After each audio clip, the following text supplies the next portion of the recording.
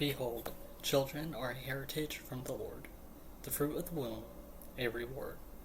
Like arrows in the hand of a warrior are the children of one's youth. Blessed is the man who fills his quiver with them. He shall not be put to shame when he speaks with his enemies in the gate. Psalms 127, 3-5.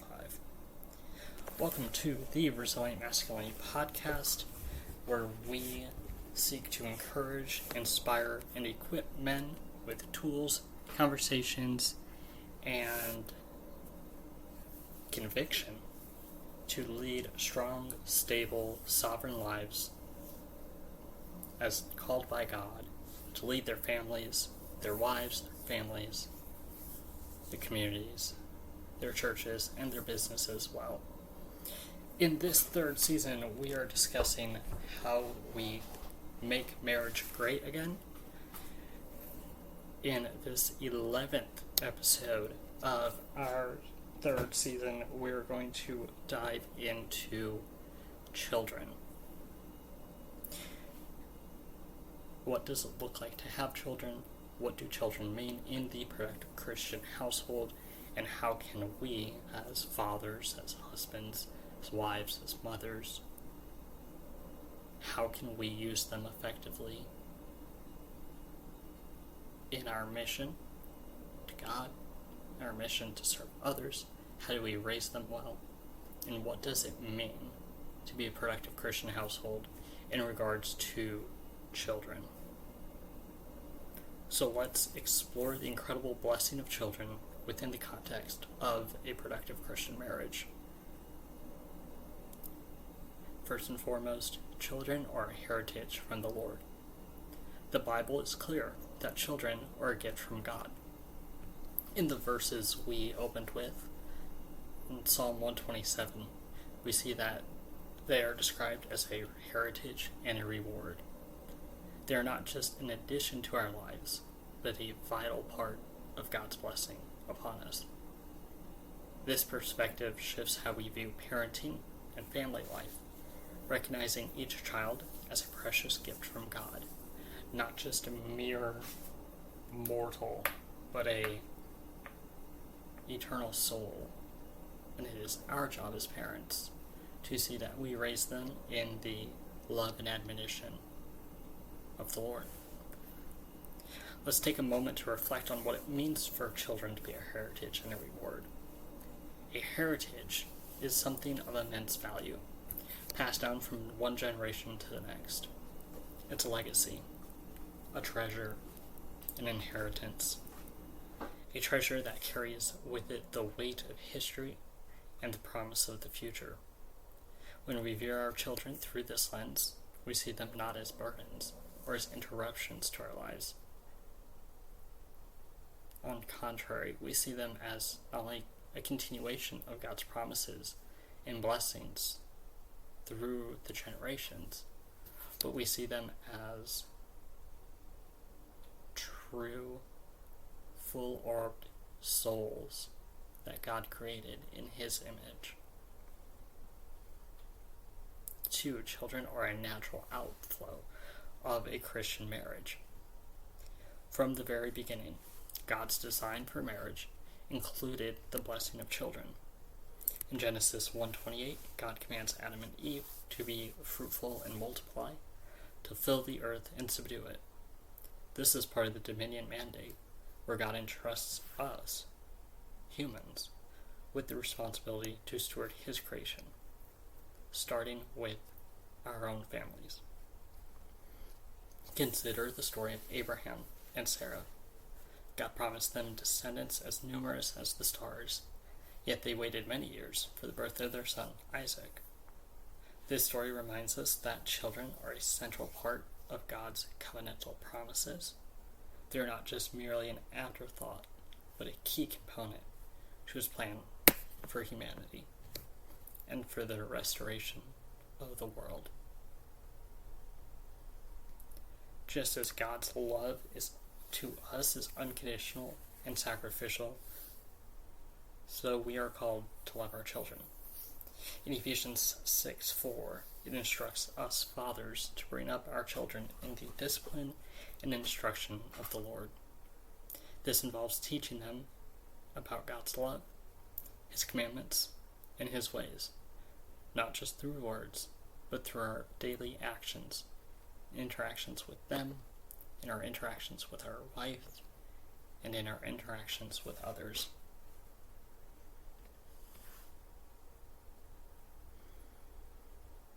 Fathers, consider how you can daily reflect God's love to your children.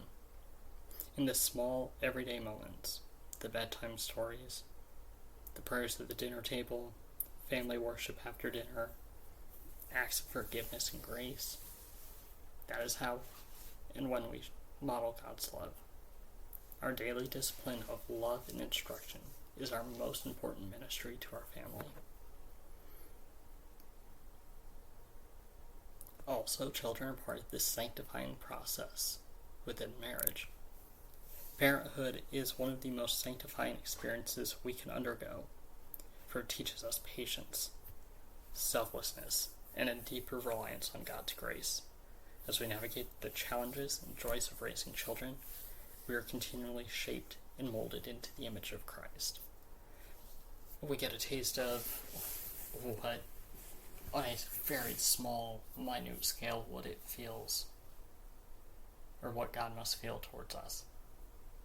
To have someone that you love so much, created in your image, fighting you because they don't want to do what you know is ultimately for their good. That's how God looks at us a lot. So let's share a bit of our own story. My wife and I, we are currently expecting our first son this December. This journey to parenthood has not been easy, as we've experienced several miscarriages along the way.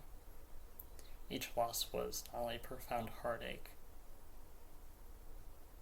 but a way that we learned to trust deeper God's timing and His sovereignty. The anticipation of our son's arrival is a reminder of the blessing and privilege it is to become a father and mother. Every child we have is a testament of God's faithfulness and a reminder that His plan is far greater than our own. Children are a high and glorious responsibility. Raising children is a high calling. It requires dedication, wisdom, a heart fully surrendered to God, and bucket loads and bucket loads of patience. Proverbs 22:6 encourages us to train up a child in the way he should go, and even when he is old, he will not depart from it. That is the lifelong impact you will have on your children. And it's a testament to the importance of our roles as parents, as fathers. That's why it's important that we raise our children in the love and admonition of the Lord.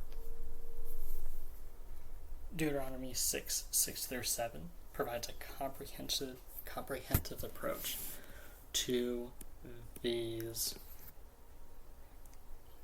the idea and to the calling of providing and giving your children a Christian education in their everyday life. And it says, "These words that I command you today shall be on your heart, and you shall teach them diligently to your children, and shall talk to them when you sit at home, when you walk by the way, when you lie down, and when you rise." These verses emphasize the constant, intentional teaching of our faith and living it out day by day. Now I want to address a topic that you may have heard of. It's the Quiverful movement. This movement advocates for welcoming as many children as God gives.